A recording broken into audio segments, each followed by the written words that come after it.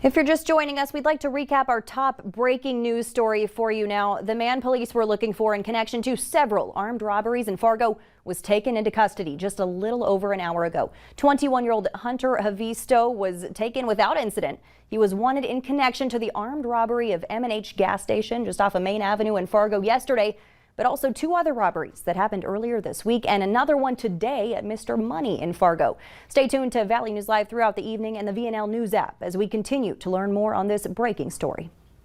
Topping our consumer news today, Beech-Nut Nutrition is out of the rice cereal game and recalling some of their baby food. They will no longer sell rice cereal out of concern about their ability to obtain rice flour below the FDA's guidance level for naturally occurring arsenic. They're also voluntarily recalling a single lot of their single grain rice cereal due to high arsenic levels. The recalled lot has an expiration date of May 1st, 2022. The product codes are 103470 and 096470. They can be found on the bottom of the canister.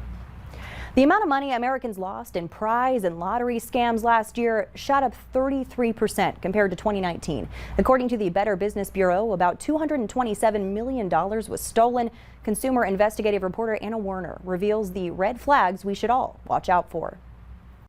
I never would have thought my dad would be susceptible or it really shocked me. Kathy Chapman can't believe her 84-year-old dad fell victim to a sweepstakes scam. It started with calls to his Michigan home in January, she says, from someone who claimed to be from Publishers Clearinghouse. They told him he'd won money and more, just like the people in those familiar ads. In his case, $2.5 million, a brand new BMW, and gold medallions. All he had to do was pay some taxes and fees. But after he withdrew thousands of dollars at multiple locations, his credit union alerted police, who called his daughters. And when they asked him about it, he said, I just have to pay some taxes and fees, and then I'm going to get this big prize. And I said, no, Dad, that's not how it works. Chapman discovered her dad had been instructed by the scammers to mail them packages of cash. In all, he lost $72,000. I'm still really angry. He's done nothing to anybody. You know, he's worked hard his whole life and got taken advantage of. This is huge organized crime business. And Better Business Bureau investigator Steve Baker says those scammers are professionals.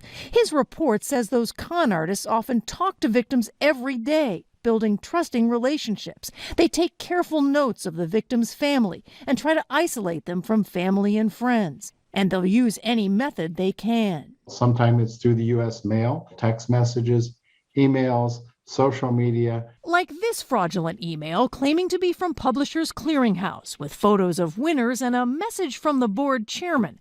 But a closer look reveals clues like typos. For example, how the company pleases to advise its supposed winners of their delivery and presentation date. Chris Irving with Publishers Clearinghouse. If your viewers get an email, a call, any contact, a letter that says you've won a prize, but you have to send money, rip up the letter, hang up the phone, and report it to law enforcement, because that's a scam. A scam Chapman says took much of her father's life savings. Anna Werner, CBS News, Berkeley, California.